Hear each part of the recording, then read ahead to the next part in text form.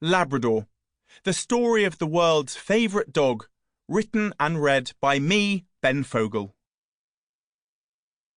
Labrador. Noun. La-bra-dor. Any of a breed of medium-sized, strongly built retrievers largely developed in England from stock originating in Newfoundland, and having a short, dense, black, yellow or chocolate coat, and a thick, rounded tail. Called also Lab. Prologue. The beginning of the end.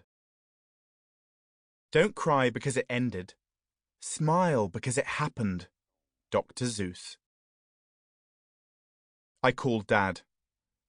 What do you think? He asked. There was a pause. Not because I was thinking, but because I knew. I knew the answer, but I couldn't bring myself to say it. Then we know the answer, he replied. I burst into uncontrollable tears. The 24 hours following that call were some of the most painful of my life. The knowing, the feeling of betrayal.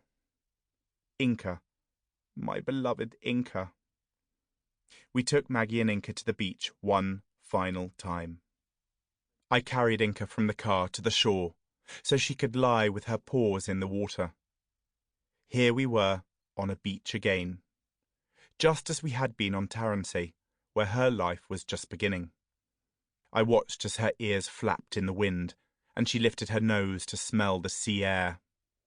Then, her belly covered in sand and seawater, I carried her back to the car, and we began that torturous journey back to London. I couldn't look anyone in the eye. In the rear-view mirror, I could see Inca's snout on Maggie's back.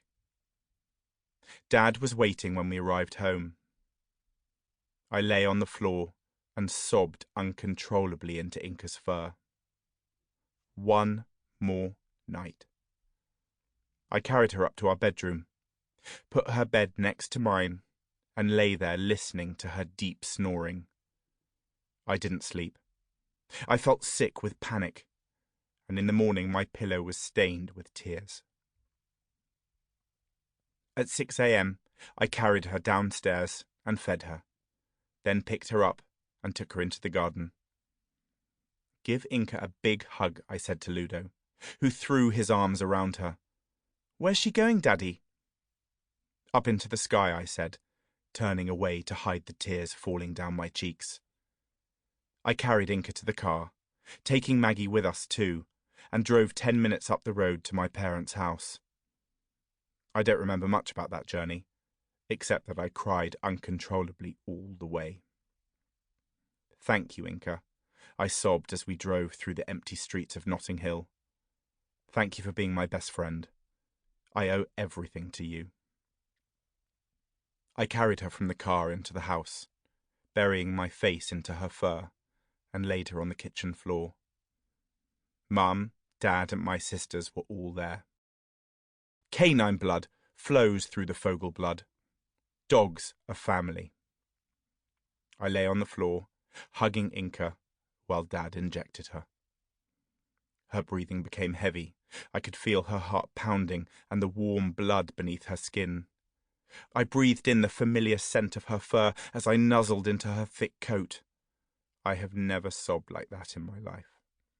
It was a primal, uncontrollable, guttural sob as I felt her heart stop beating. I lay there on the kitchen floor, clutching my best friend, unable to move.